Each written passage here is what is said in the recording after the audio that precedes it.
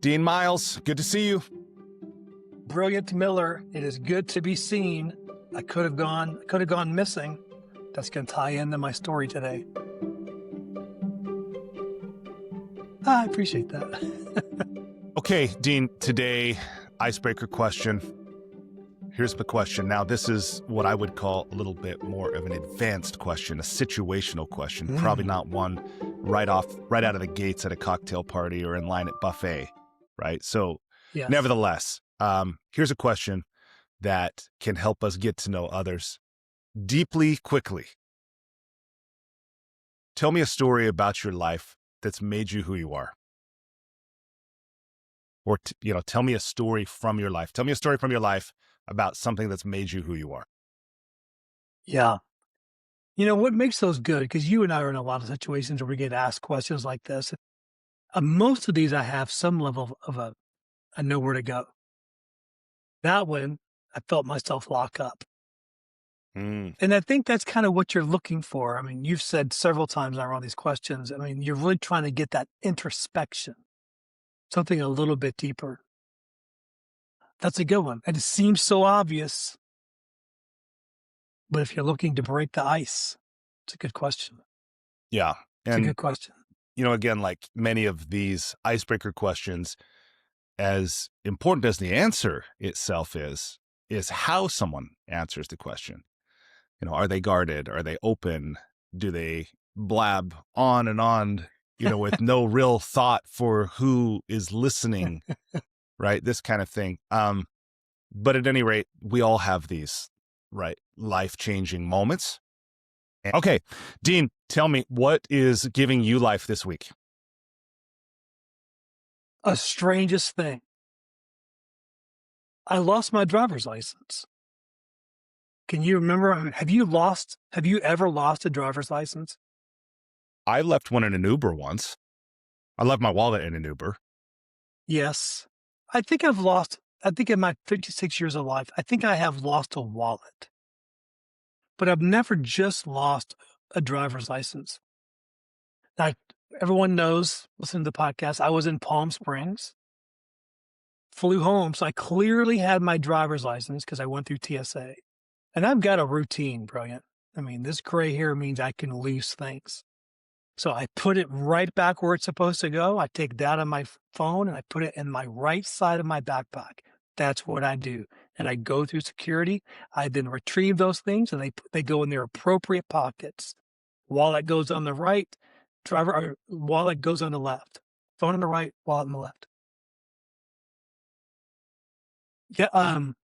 Early this week, I needed my driver's license. I go to said wallet, no driver's license. Man, you're trying to retrace your steps. Okay, now, how did this bring me life? It's because I'm standing in front of when I'm at the DMV. I think that will actually suck the life out of you. This actually wasn't too bad. The main office here in Orlando. Lady says to me, it's going to be a problem. Those are words you don't want to hear at the DMV. Where I'm trying to prove my identity, and she says, Mr. Miles, there's a hold on your driver's license from the state of Illinois. So you must have either gotten a DUI or a traffic accident or something significant because you're on the PDPS. Never heard of this before. The Problem Driver Pointer System. That's a real thing. It's a real thing. And that PDPS. thing gets reported to the NDR, the National Driver Registry. This part of the Department of Transportation, the federal program.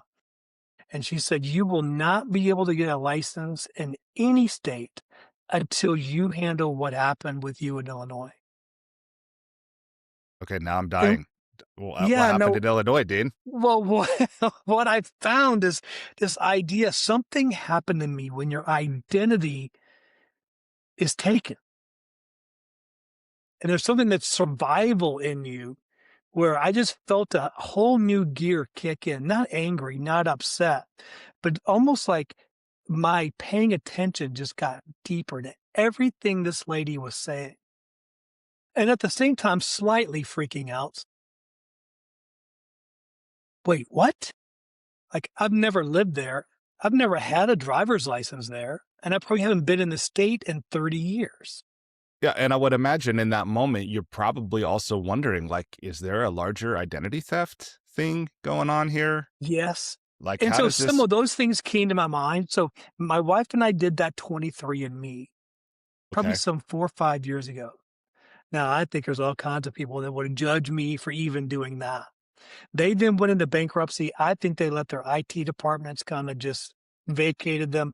They got hacked. I got something that said, "You've been hacked." My email address and my password that I happen to use for a lot of things got caught up in that. So I had already changed all my passwords and using this one thing, one password. So that was better. I put a freeze on all of my credit bureaus. I've never done that before. So all these good things. No, that was like a week, 2 weeks ago. And now for this to happen. And I'm like, what's happening? So I kind of felt this aliveness of like, I get to go and prove who I am. Hmm. And then I get to answer these questions. So I'm like, so she gives me this reference number. It's a letter, like 16 numbers behind it. I said, well, who do I call? She said, you have to call Illinois. Well, do they have a number? What do you mean just call the state? And this started a process.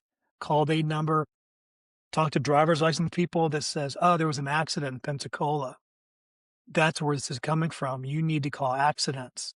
So talk to accidents. This lady said, well, was everyone okay in the accident? And I'm like, no, no, no. See, I wasn't there.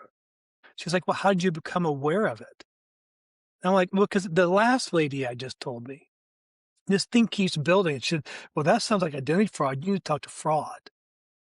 So then this fraud guy answers. I tell him, he's like, how did you get to me? And I'm like, listen, everybody keeps transferring me. He's like, you need to talk to CDL. I'm like, isn't that commercial driver's license? He said, yeah, but this is the department that handles this. Now, this lady just answers the phone and says, what? So I start telling her the story. I'm like 6 seconds into my story, brilliant, and she transfers me. Doesn't And even it, give you any and notice. no, and it just rings and rings and rings for 3 minutes or so, and then it just disconnects. Well, CDL, that's what I remembered. So I went back, there's 9 choices. CDL is choice number 8. It connects. Same lady. That's how she answers the phone. What? I was like, "Ooh, it's me again." She's like, "You have to talk to that lady." And I said, "It just went. It didn't do anything." She's like, "You have to leave a voicemail." She's the only one in the state of Illinois that handles these. My gosh. So then she felt bad for me, gave me an email address of which it's PDPS no match. So I have to send them my passport, a W-2, and my driver's license that I don't have. Luckily, I have a digital recording of this. Send that in. They have 10 days to investigate, and then they'll give you a letter that says no match. It's a no match letter. But Florida already told me, do not bring us that letter because I guess people just print those out. You have to come off that registry. So I start Googling and going down this Reddit rabbit hole. This happens a lot, and this could take months. In the meantime, I'm not supposed to drive. Hmm. Interesting when you have your identity taken. You've got rights and privileges that are now stripped because this is not fair, right? This is unjust. And you feel yourself come alive, right? There's some level of a survival mindset. Where identity is meaning.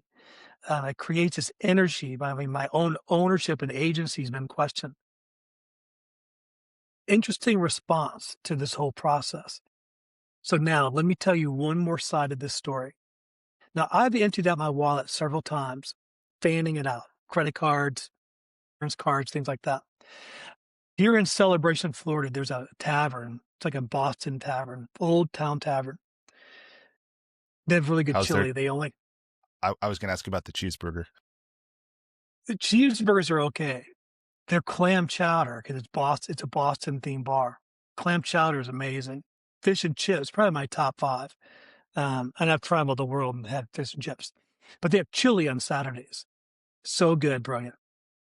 So I go there, I have 2 beers, I have my chili. They have a loyalty card. So I pull out my loyalty card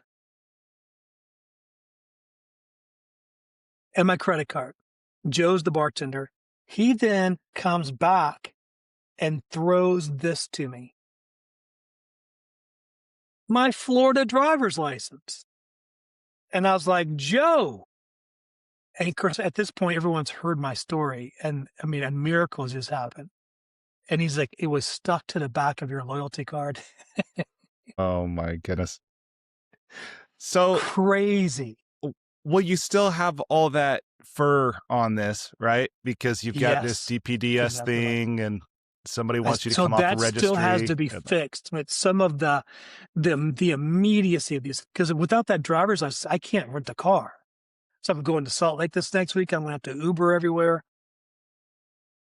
But there was something about just that moment when that lady said to me, "It's gonna be a problem."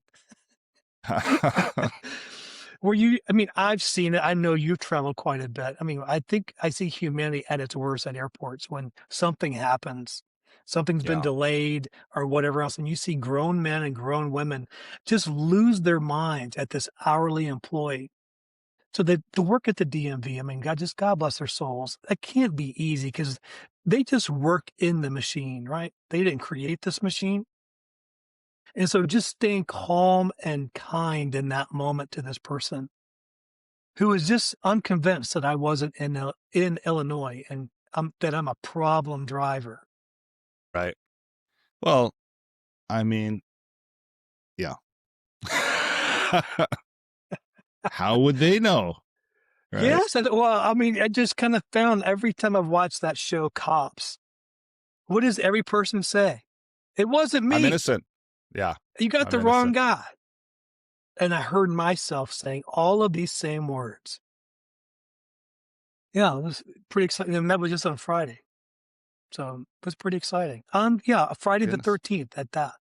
It was meant to be. Wow. Okay. So Something to the superstition. top that brilliant Oh Miller. man, What top made that. you come alive? Well, I'll tell you one thing. So two things from this week. One I have talked about, which is music.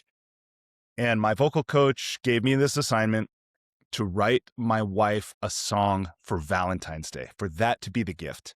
And I accepted the assignment. And I don't know how to play the ukulele very well. I barely know chord progressions, strum patterns. I don't know the finger picking, this kind of stuff. So, as a little bit like a child, I have thoughts and feelings and words, and I have very rudimentary, uh, you know, mastery. I wouldn't even call it very rudimentary skill with this instrument. And I spent a few hours, actually hours, working to create a song. And I'm down here alone in the basement in the evenings. And I was very moved. I was very moved. And that's one thing that I really love about this is tapping into something true, you know? And one thing I love about my vocal coach is even though, again, like I don't know how to sing. I don't have any skill. This is embarrassing or whatever. In some of our sessions, she would just encourage me to share what I was feeling in song. And it's really an interesting thing.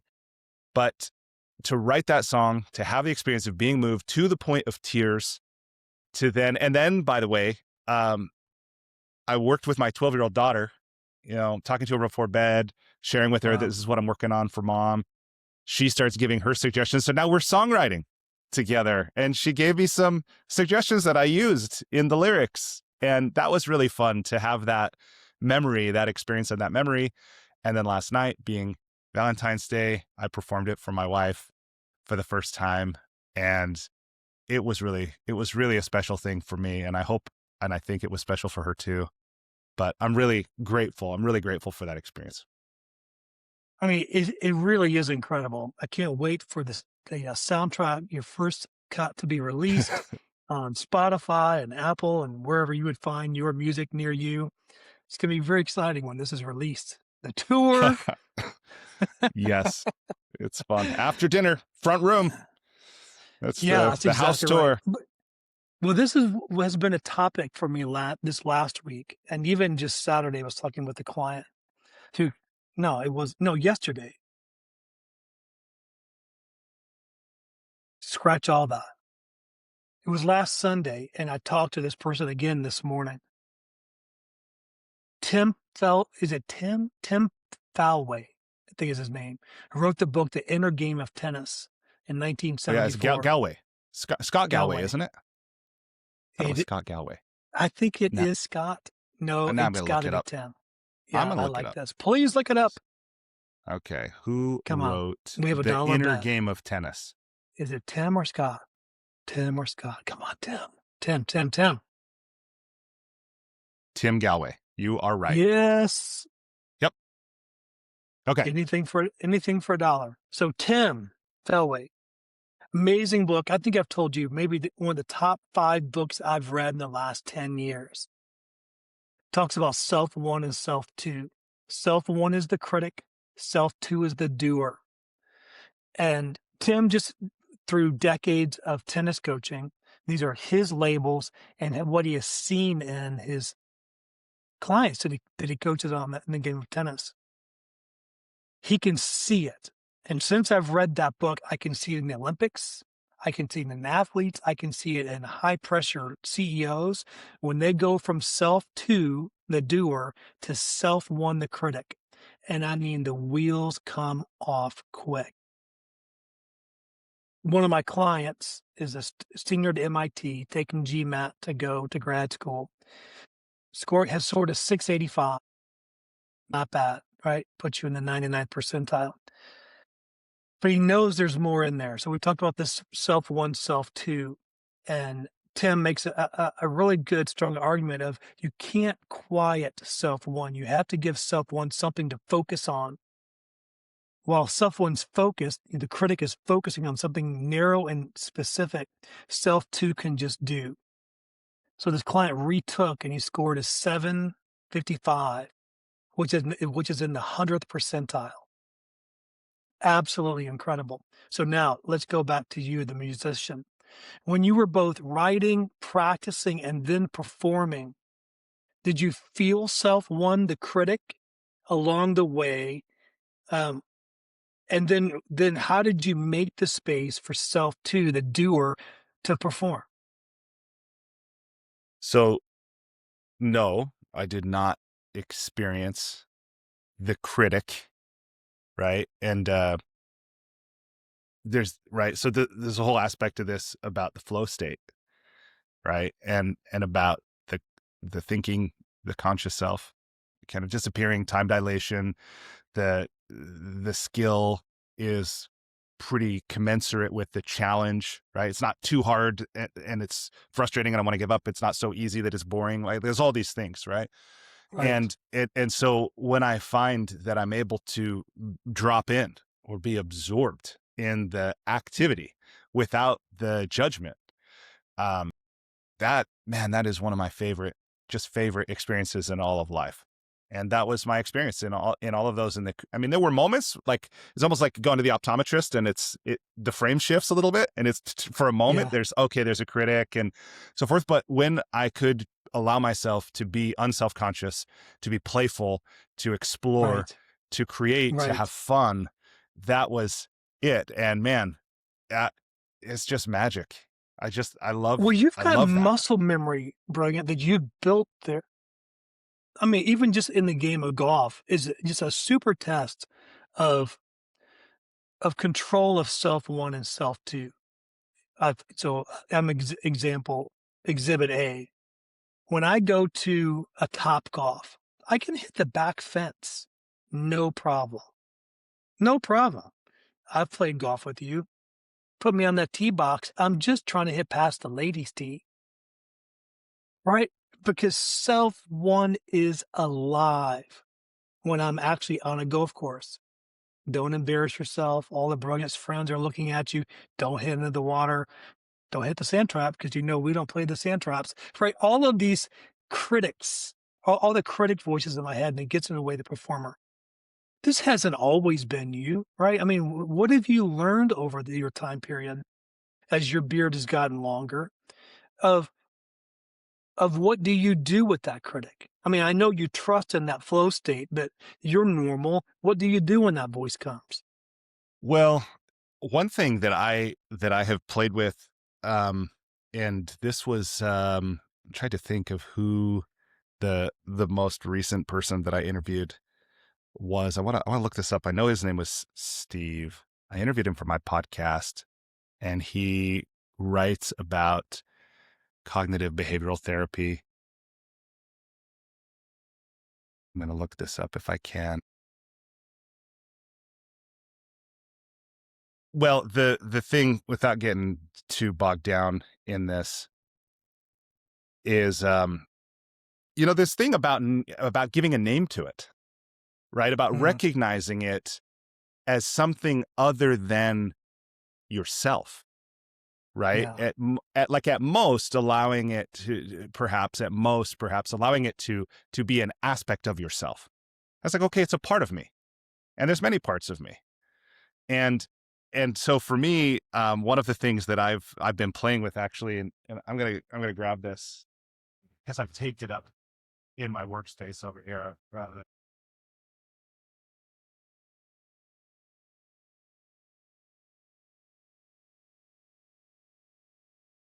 But what I've seen is when I switch into that critic, or what in early coach training, Stephen Hayes. Okay, so this guy was a guy named he is a guy named Dr. Stephen Hayes, well-known American clinical psychologist. He has developed something called ACT, acceptance and commitment therapy, Mm, and so he's somebody who I've learned the power of this, about naming this aspect of ourselves, this part of ourselves, and being able to distinguish it from who we are, to give space, to put space between us and that thing that would otherwise mm, cause us to freeze or seize or whatever. And so the thing I put in my workspace is, I've got this thing, Sir Shrugs a Lot. Does it really matter? Right? Because for me, a lot of the time, the inner critic shows up in, oh, it doesn't matter. Nobody's going to care. It's not going to matter when I'm gone, when I'm dead or whatever. And it's easy to blow things off, commitments I've made, promises to myself, whatever, and just be like, it doesn't right. matter. So I have given a name to this part of me that shows up sometimes. Sir Shrugs a Lot. Yes. And I love that coat of arms is even like a shrug. And to be able to see that, and then to choose to not listen to that. Yes. Yes, I agree with that.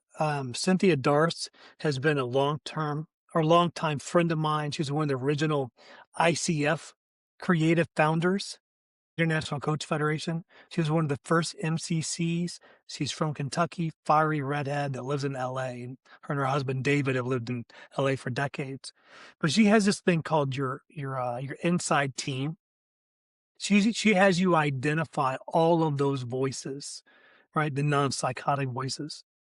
I may have some of the psychotic ones as well, but to name those, and so like sure, Sprugs a Lot would be one of yours, but I had 24 of these, and I just had an open door policy, just meaning that on any given moment, so a business meeting with my business partner, a podcast interview with you, a date with my wife, any of these people could show up at the table at any time. Well, that's just not smart. So for me to, this is what I'm working on, and then which voices do I want to invite to this meeting is much better than just this open door policy. So I think there's times to bring in Sir Shrugs a Lot, because there's some things, as Marshall does, right? Goldsmith, let it go, right? Right. This It this really doesn't doesn't. matter. Right. It's not going to serve you well. So there's times to invite that voice.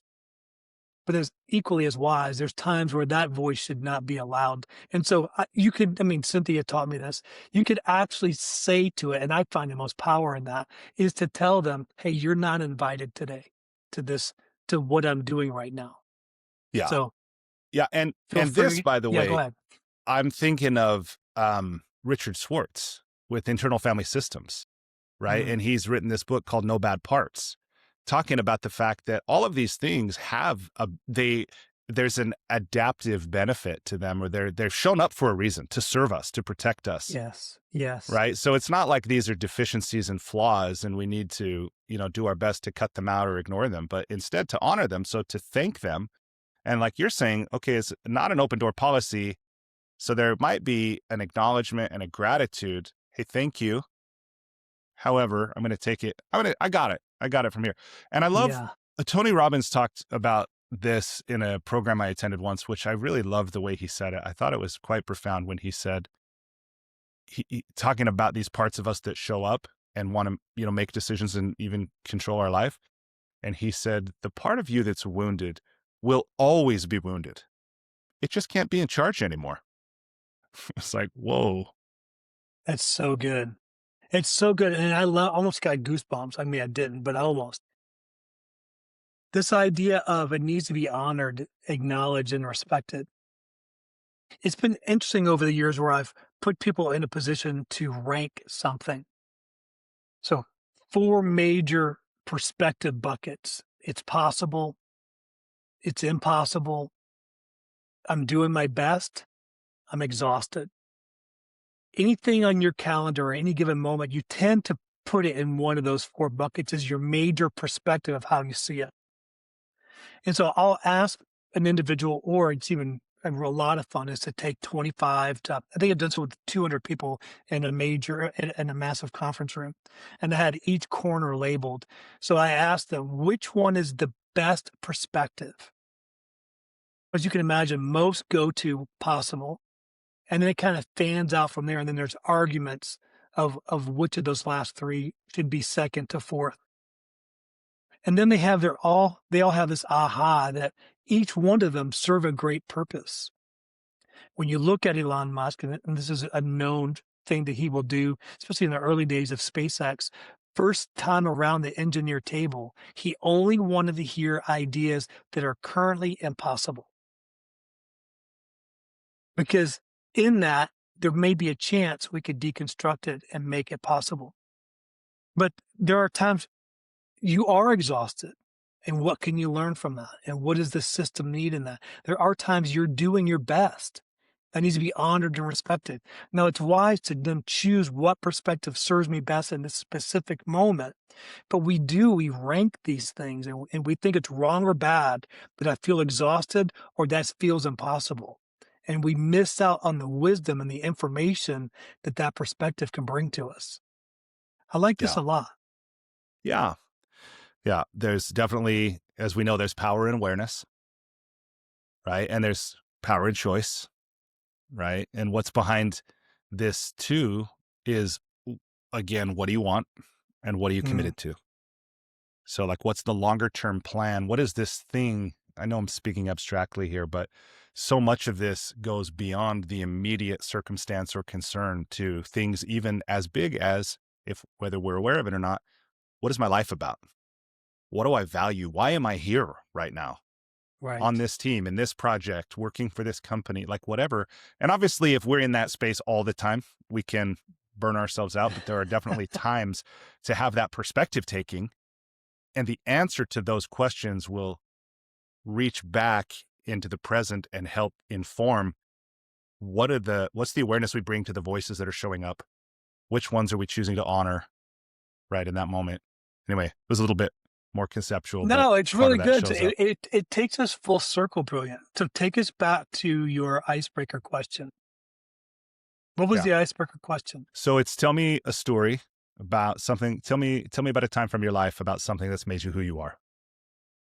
And it's in those inquiries because we can get into the flow of just this system. Education, then you get that first job, and then it's a career. You know, you've done your 30, 40 years, and you get your watch, and you've got family and kids, overall good life. But I can really stump those people because they just haven't had the brilliance in their life like I have. They haven't had the Cynthias in their life like I got lucky to have, the Marshall Goldsmiths. They will ask me these questions of just like, stop. Who are you?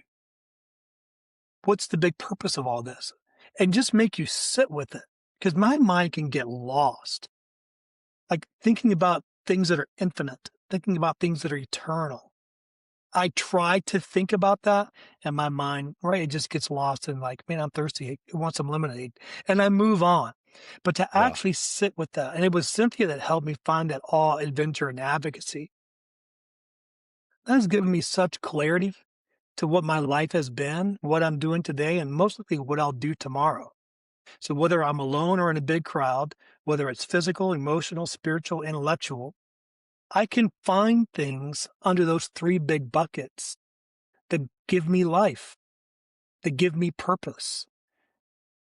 Man, the certainty and the ease of which I have this, no, it could be absolutely wrong, but I've drank the Kool-Aid and it feels right to me.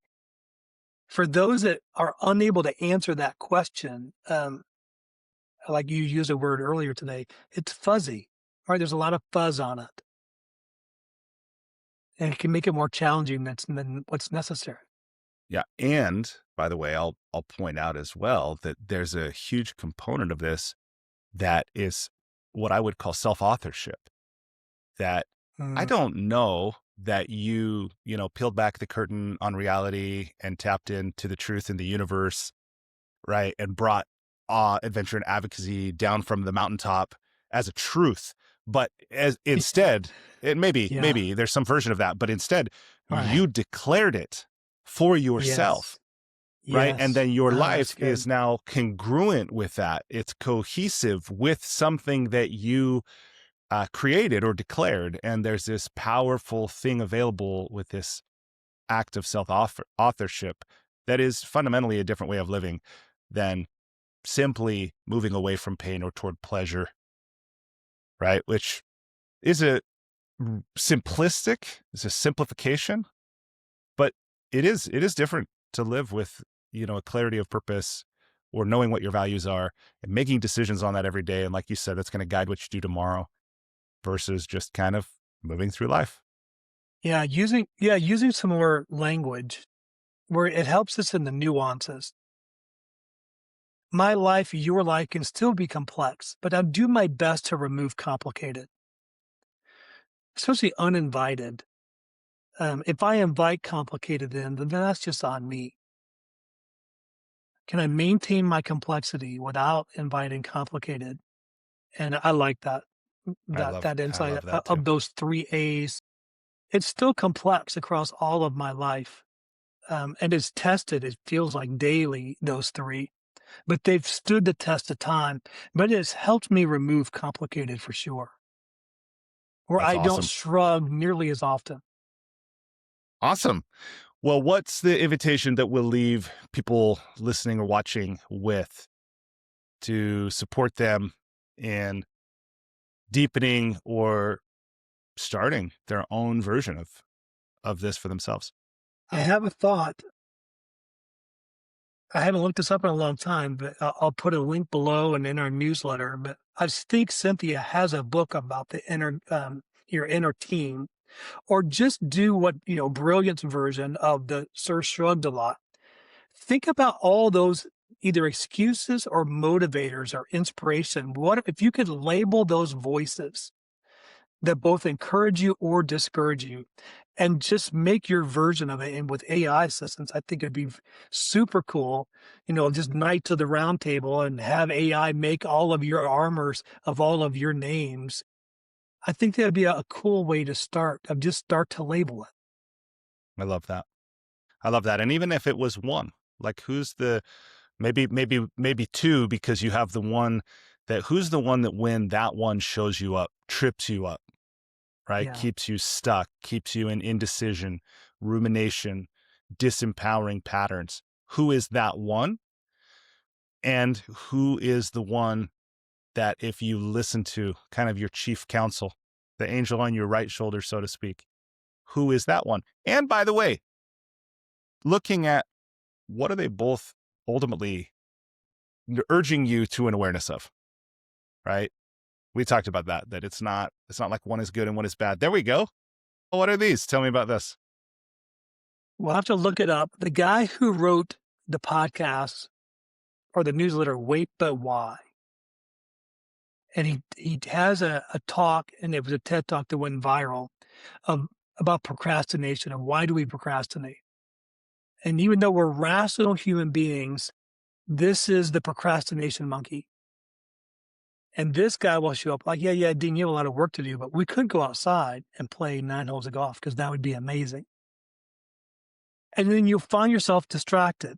So he's made, I mean, tens of millions selling these plushies. And there's only one thing that scares the procrastination monkey, and it's the panic monster. Ha. So when the deadline is actually like it's due in 5 minutes, all of a sudden the monkey's like, oh, and then this guy's sitting there with you like, how did you get here? You had 6 weeks to do this project. Now you got 5 minutes to turn it in. And then all of a sudden you actually can do pretty good work under that. But this is his way in his own life of labeling these two things, trying to That's great. recognize the monkey, and then how can I use this panic monster to get myself to do what I should be doing. That is awesome. That is great. So these guys sit around and help remind me. That's really cool. I think his name is So Tim something. Tim Urban. Yep.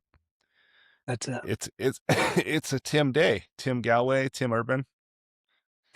You're on the Tim theme. So So good. Well, brilliant. yeah, the Thank you so popular much for TED today. Talk. Thank you, Dean. I've really enjoyed this. I'm grateful to connect with you, grateful for the inspiration, grateful for the additional ideas that help me to continue moving, have the sense of moving forward enjoyably and meaningfully in my own life. So grateful, man. Fantastic. So I like to ask everyone, please subscribe, hit that bell so you get the prompt when we drop the new podcast on Mondays. Look for that newsletter, and you can really help us out. Share this with those you think this would add value to. That will help us kind of grow this. And I know that there's someone out there that needs to hear this.